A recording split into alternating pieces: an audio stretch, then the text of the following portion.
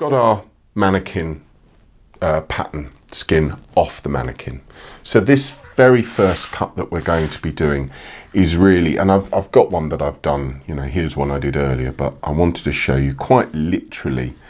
All we're doing at this stage is not being particularly precious about the cut, other than following the line as smoothly as possible. Remember, we can always trim lines, you know, these are not the final lines, there's still processes to go yet, but to keep your lines nice and definite. Now obviously you've this is one that I was cutting earlier until I noticed on screen that the microphone wasn't working, so I got this far.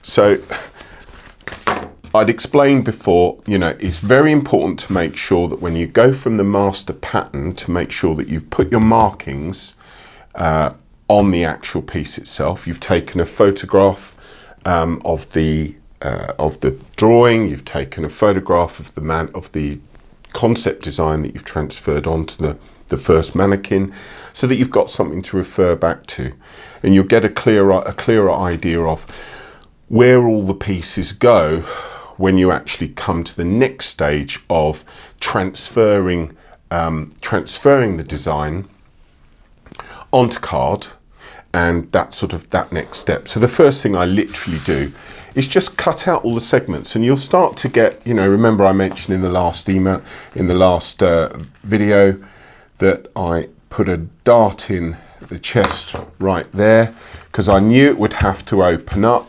Now I'm squishing that down.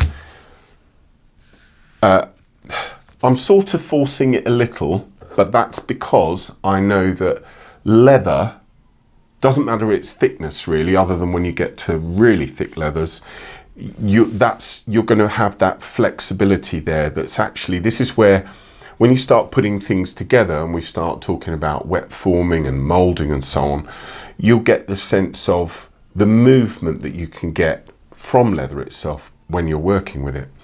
So the first step that we've gone through is we cut out all of the pieces, and I'll just do these now. What I've done, I mean, I tend to like to work I think, as I mentioned on the previous module, I tend to like to work on a single half. I just find it, you know, I love symmetry, and I just find that it works so much more comfortably to my eye if I work with things in a way that is going to give me that a final symmetrical. So we've got, that's kind of an exploded, how that would look.